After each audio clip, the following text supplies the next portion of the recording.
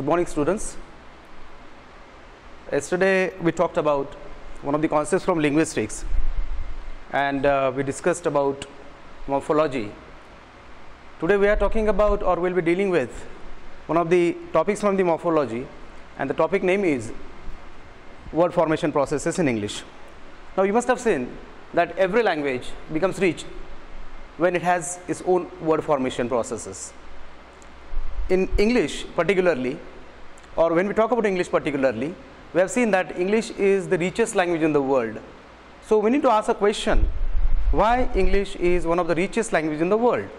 Because it is having one of the most important aspect, that is assimilation, adaptation, and that is what, or that is why English is, or English has become one of the most rich or richest language in the world. Now the thing is that how morphology helps us in word formation, because we have seen that morphology deals with words, it deals with word formations, it deals with lexis particularly, and how these lexical items or lexical sets are developed in a language. There are certain processes, and those processes, or that particular process, is called as word formation process in English.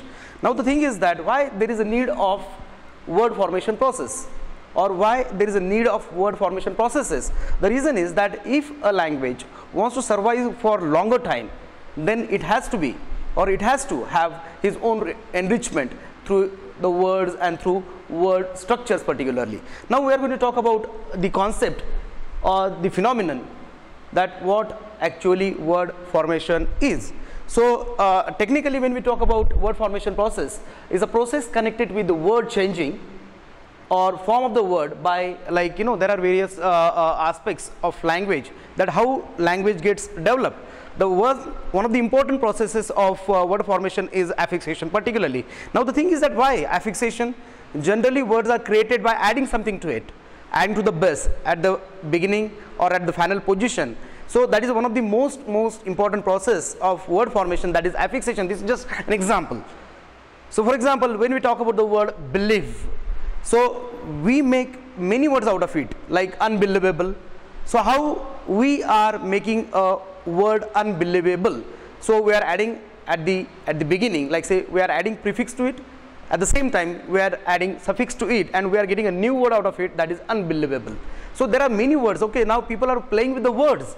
People have started playing with the words, and they are, you know, having creativity of giving more and more number of words to the language. And there are people, those who are dealing with neologism, that is creating new words in the language, particularly advertisement agency, or the people who are dealing with advertisements, they play with the words, they play with the language, they play with the words in the sense they give new or newer words to the world together. And that is what morphology plays an important role in word formation also, and word formation processes play an important role in language enrichment.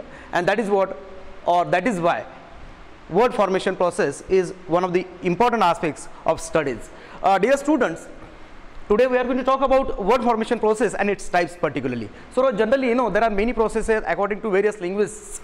They have given different processes of word formation, but you know, we are going to talk about very few processes of word formation which are very important, and generally, you know, it is categorized under two ways. Like say first is minor word formation process and major word formation processes. So minor word formation process in the smaller processes where we get words, or we get new word in a language so that it can enrich, which can make the language richer in sense. And in major processes like, you know, compounding, affixation, there are many. Okay, we are not going to talk about all the processes together, but we are going to just concentrate particularly on 9 processes of word formation one by one. So the first word formation process is affixation, the second one is coinage, the other one is borrowing, then compounding, blending, clipping, back formation, conversion, and the last one is acronyms. So one by one we will just, you know, discuss what these processes are and how they contribute in the development of language. First of all, we will talk about the word formation process, that is affixation. So, you know, in simple words, what is affix? To attach something to a base, to add something to the base. Just, you know, a couple of minutes back, I just told you that what is affixation? Affixation is one of the major processes of word formation which generally adds or it's an addition to the base or root or to the stem of the word particularly. Now, I've just given a definition particularly, like, an affixation or affix is a bound morpheme. Last time we discussed about various kinds of morphemes. Now, there are two kind of morphemes. First is bound morpheme and free morpheme. Bound morpheme are dependent morpheme and morphemes, and we have also seen that what is free morpheme. Free morpheme is a lexical set, a dictionary item, or lexical entity particularly. Like, say, last time I told you that pen is a lexical item which is free, which is having its own meaning. But the bound morpheme, which does not have its own meaning, it has to be, or it has to be it is dependent on the free morpheme. Now, look at the word like, say, teach. So, teach is a particular word which is a verb, but when we add er, it becomes a noun, teacher. So, teach is a free morpheme, and er, this is a bound morpheme. In the same way, when we talk about affixation, affixation is a bound morpheme, or it is a dependent morpheme which is attached to a base or a stem or a root form of the word. And generally, what do? We add at the beginning, at the initial level, or we add to the base, to the stem, or to the root at the final level. So, that is what we call it as affixation. So, the definition of affixation is a bound morpheme added to word. So, we create new words out of it, like, a prefix and a suffix. Now, there are two kind of affixation. First is prefixation, and the other one is suffixation. Now, what is prefixation? We will be talking about that. Like, say, prefixation, we add something at the base, at the beginning, or at the primary level, at the beginning of at the initial position of the word. Like, there are words like, there are morpheme like un, pre, dis, etc. There are many number of. Now, for example, look at the word like, say, look at the morpheme un, or it is also called as prefix. Now, unbelievable, I told you last time, unpredictable, unable, there are many, thousands of words are there, but we have to remember those words. Underworld, very good. Not underworld actually, underworld is a full word, okay, which does not have a prefixation. So, unsatisfied, unhappy, unpredictable, etc., etc. Again, we are having a word like, say, a morpheme like pre-primary, pre-examination. There are a number of words. Dissatisfied, dislike, a number of, discover, not disgusting, not discussion. Okay, so that is what we call it as a prefixation. Actually, when we talk about, say, prefixation generally does not change the category of the word, but whereas suffixation is considered. Suffixation is of two types. The first is called as class, that a suffix added to the first of all we will need to see, or we need to talk about what suffix actually is. So, suffix is a word which is added to the end of the word. Okay, for example, there are two categories of suffixations. The first is inflectional and the other one is derivational. Now, what is inflectional? For example, see, inflectional suffix changes the tense or grammatical status or grammatical category of the word. Now, how it changes the grammatical category of the word? Look at the word like, say, book, and when you add sir to it or a plural form of s to it, it becomes a books. So, book becomes books. So, book is a singular form, but when we add a suffix to it as in the form of s, it changes the meaning, it changes the category of the word, it becomes a plural form. In the same way, pen, pens, in comparative, we have weak and weaker. Look at the word like, say, play, play is infinitive, and when we add ed to it, it becomes a played. So, past tense, present and past. So, generally, inflectional suffixes changes, or inflectional suffixes, they change the grammatical category of the word, and that is why they are called as inflectional suffixes. There is another category of suffixation is derivational suffixation.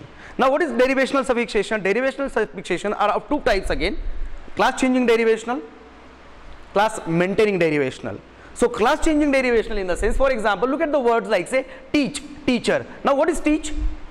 Teach is a verb, but when we add er form to it, it becomes a teacher. So, verb becomes what it becomes? It becomes a noun. So it is changing the category of the word. That is why it is class changing derivational suffix. But look at the word like say drive and driver, the same way it happens. The verb becomes noun again here, but there are some words like say good, goodness, kind, kindness. Now ness, all these suffixes do not change the category of the word, it remains the same. That is why they are called as class maintaining derivational suffixes. So affixation is one of the important processes of word formation, which is considered to be major word formation process in English. Okay, now we'll go to another second concept of a word formation process, that is coinage. Now what do you mean by coinage actually? Coinage is simply, coining something new, giving something new, giving something is, it depends on the creativity actually of the people. Creativity of the listener, creativity of the user, creativity of the the creator actually. So while playing with the language actually, we see many people coin different words in a language. So coinage is nothing but invention of new words, creating new words and adding new words into language, and that is also part of neologism. It is also called as neologism. Now see, coinage is the invention of totally inventing new words or coining new words in language. Now this is a typical process. People are every day, nowadays we have seen that in advertisement agencies or particularly poets, writers, dramatists, they have created their own words, or they generally coin new words, like say in Milton's poems Paradise Lost, we have seen Milton has given a new word to the world, that is pandemonium. Okay, the pandal, which is very big, that is pandemonium. Even Shakespeare coined a new word, that is assassination. Now what is assassination? Assassination means killing, but no, assassination does not go with any common human being. It goes with the kings, it goes with the royal people. If they are killed, or if they are slayed, if they are stabbed, or if they are killed. Okay, so we cannot use assassination with the common people, we have to go with the royal people. For example, you can say Archduke Ferdinand was assassinated, Rajiv Gandhi was assassinated, because he was a person of high rank. So in this way we need to say that these people have coined different words in a language and they have added new word in a language, and that is what we call it as a coinage. Now there are some words like particularly name of the products. Now see, many people must have seen that zipper. What is actually a zipper? You must have seen that zipper actually is a company, but people generally just say zip, so it has become a zipper. Nowadays this is a routine word, but this word is a coinage.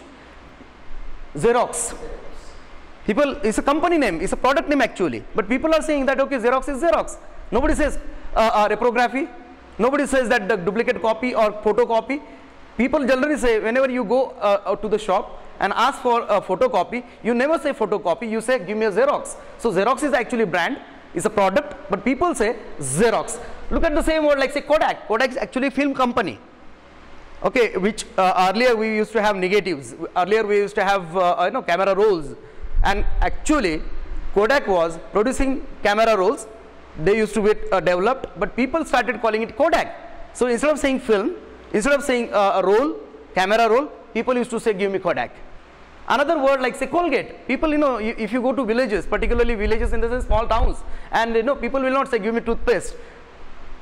Actually toothpaste is toothpaste. There are different products like say Pepsodent is there, Close-Up is there, but people won't say that, but people say give me Colgate. The same thing happens to Nirma also. Nirma powder, washing is actually washing powder. People won't say, people are not calling it as washing powder, but people are saying in generally, when I was a young boy, my mother used to ask me, Ganesh, give me some Nirma from the, that shelf. So Nirma almost has become a product, almost has become a new word, but actually Nirma is a washing powder, is a brand name, and that is why it is a coinage. So coinage is nothing but giving a new word, coining a new word, creating a new word, particularly a neologism in a language which enriches the sense of use, which enriches the sense of language, and that is what is coinage.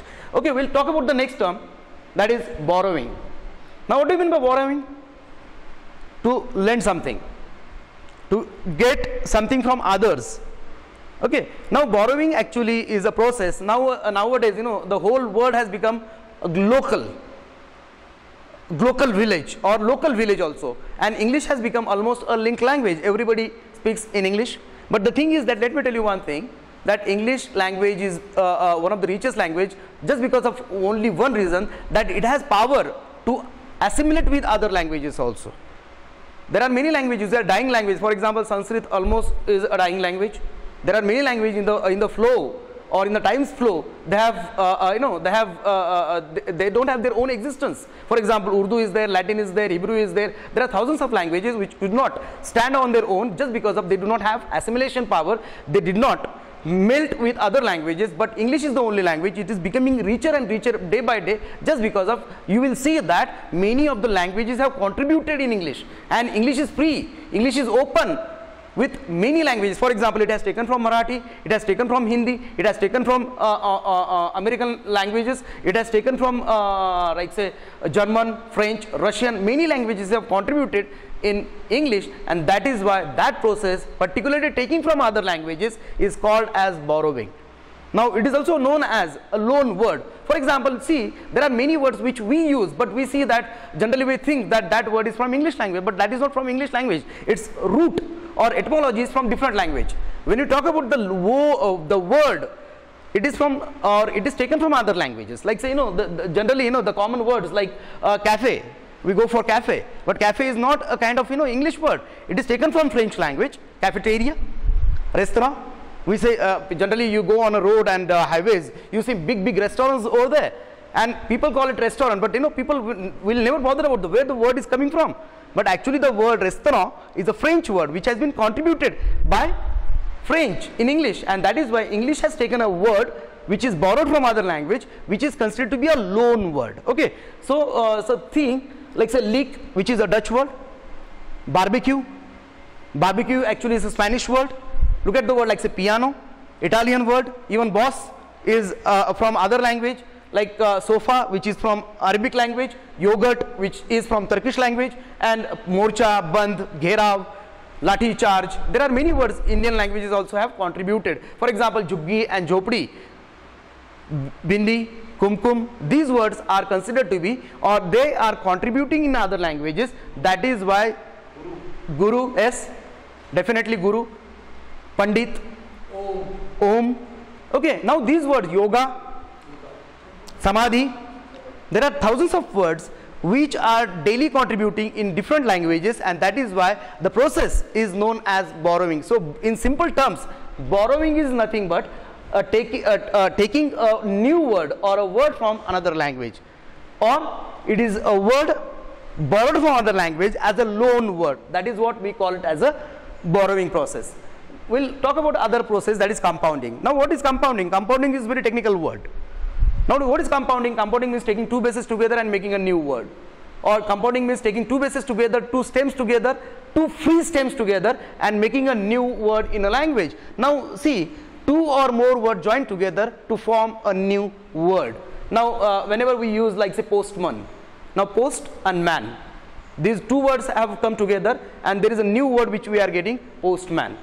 Like say school boy, the boy who goes to school, but he is considered to be school and boy. These two bases, two separate words, two separate morphemes, two independent morphemes are joining together, and we are getting a new word into language, and that is what we call it as a compounding process. Now there are many words like say table fan, bookshelf, dog house, sweeper man, sweeper boy, mobile phone. There are thousands of words. Daily we are using those words. Camera phone, mobile phone,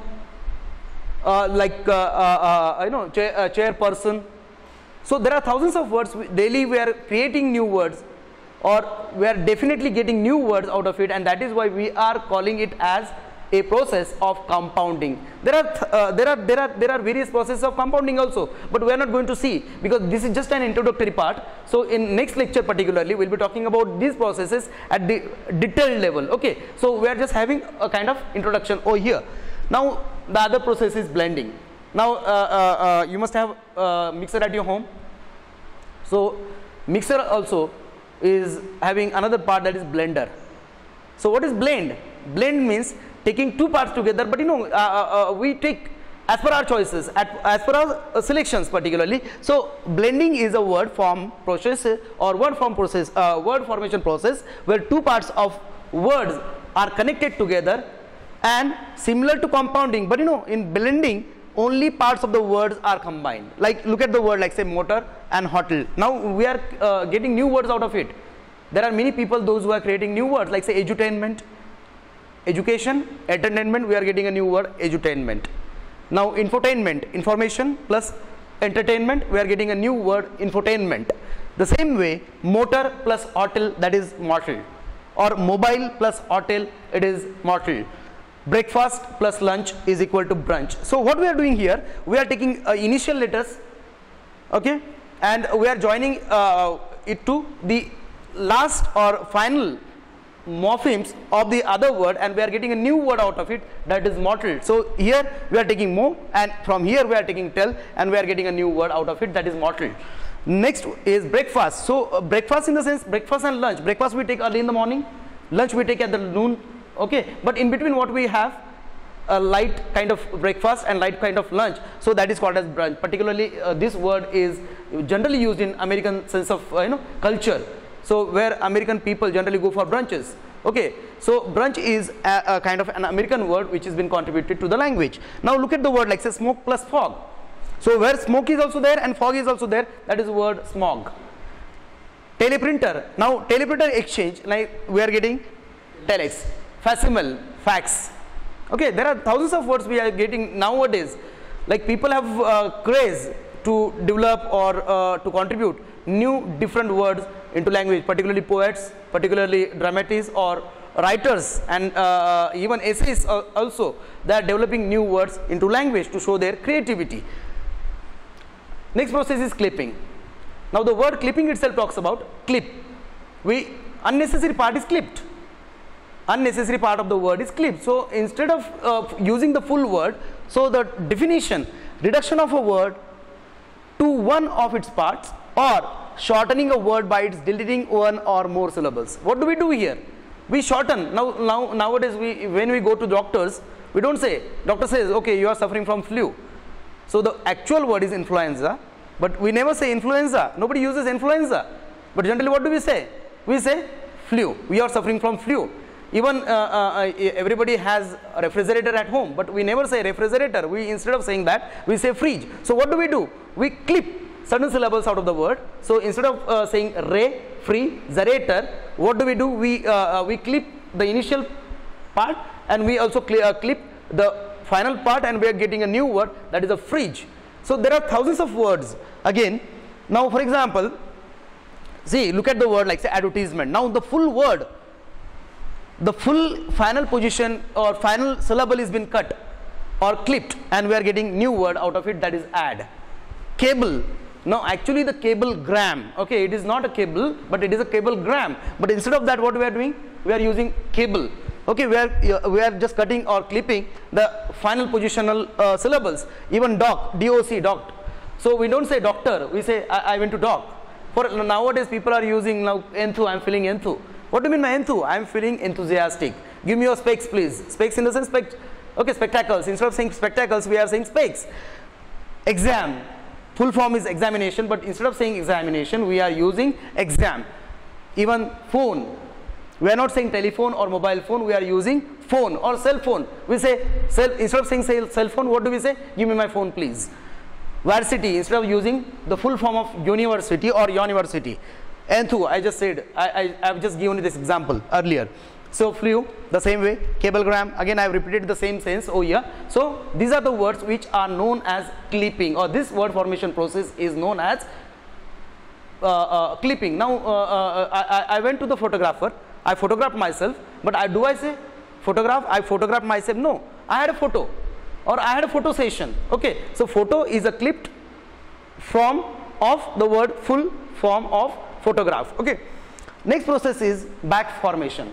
Now this is one of the typical processes of word formation. It is as same as clipping, but there is some change in this process actually. Now creative reduction due to incorrect morphological analysis, or it refers to the process of creating a new lexeme, or lexeme is a word by removing a different syllable or at the beginning or the end, and we are getting a new word here. This is a kind of neologism, or it is also a kind of word formation. Now look at the word like say editor, editor, edit, television, televise, babysitter, babysit. All these words have the same sense, but the problem is here morphological analysis or morphological conditioning over here, and that is why we are using these words as a new words or as a new word in a language, and that is called as back formation. Why it is called as back formation? Because we form the word or we clip the word from the final position, particularly from we generally cut or we just delete the final or the final positional syllables over here. Next is conversion. Now every language uses different words in different ways. Conversion is a process using the same word for various purposes. In Marathi also one word is used for many senses together. It has many meanings together, but there is no change in its written script, but still we are using same word at various levels. Okay, now look at the word like say. Now the definition of conversion is assigning an already existing words to a new syntactic category. So as human beings play different roles, like as a man I am a husband, as a man I am a teacher, or as a human being I am playing various roles. So the words also play various roles in their usages. For example, the word like say drive. Now if I say drive, D-R-I-V, sometimes it becomes noun, it becomes a verb also. For example, give me a long drive, so it becomes a verb. So I went on a drive, it again becomes a verb. So a word is same, but it grammatical category, grammatical function is different in different senses. For example, see, look, butter. Now it is noun here, but to butter the bread, it becomes a verb. Now look at the word like say permit. It is a verb, but an entry permit. So permit here is a noun. Empty, it is an adverb. Okay, but see, empty the litter bin, it becomes verb. Look at the word like say must. Must is a grammatical category. Verb, it is having a verb. It is known as, or the grammatical category of the word must is a verb, but it is becoming noun. For example, doing the homework is a must. So the use is indicating what form or what label it is carrying in its grammatical function. Microwave, microwaved. Okay, so you can add D form or ED2 or past participle form of microwave, microwaved. So this process, or without changing or without adding anything to a word, is known as a conversion process. Okay, so the last process will come to the last process of word formation, that is acronymy. Now acronymy, nowadays people are very creative about this kind of acronymy. Like say when I was in a college and people used to say TTMM, I was rather confused. So what is TTMM means? So in Marathi, TTMM means tu tera main mera. In Hindi, we used to go for hotel, or we used to go for cafeteria, we used to go for restaurant, and my friends used to say, Ganesh, what we'll do? We'll just have TTMM. So you pay your bill, I'll pay my bill. So TTMM is TTMM. So this form is called as acronymy. Acronymy in the sense it is also called as initialism. So taking the initial letters and making a new word out of it. For example, people rather creative, like in movies also, instead of using long big names of movies, DDLJ, yes, Shah Rukh Khan, okay, King Khan, SRK. So instead of saying Dilwale Dulhaniya Le Jayenge, we say DDLJ. Okay, that is a part of fun, but we'll come to this point, that is acronyms are initialism and abbreviations particularly formed using the initial letters of words or word parts in phrase or name. So a word derived from the initials of several words, like say look at the word like say NASA. So NASA, the full form of the word NASA is National Aeronautics and Space Agency. So instead of saying the full the whole titling of the words, so what do we say? We say NASA. The same way with the ISRO, same way with the laser. Okay, The same way with the UNICEF, like say instead of saying United Nations International Children's Emergency Fund, what do we say? UNICEF. So it is very easy, and it is very easy to remember also. It is very rather impressive to say UNICEF instead of saying United Nations International Children's Emergency Fund. The same way UNESCO, it is having now look at these words. I'm just deliberately put the whole words together, or whole sentences together. But what we are doing here, we are taking initial letters of the words. So this is called as acronym: United Nations Educational, Scientific and Cultural Organization. So beginning or initial capital letters I am taking, and we are creating a new word, that is UNESCO. The same thing happens with CD, that is compact disc, WHO, World Health Organizations. Okay, so this is how word formations processes help in making the language richer. And as we have discussed earlier, that there are 9 processes of word formation. There are more word formation processes also there, but generally whatever we have in our syllabus, we are discussing those. In next lecture particularly, we will be discussing other concepts of word formation. Thank you very much.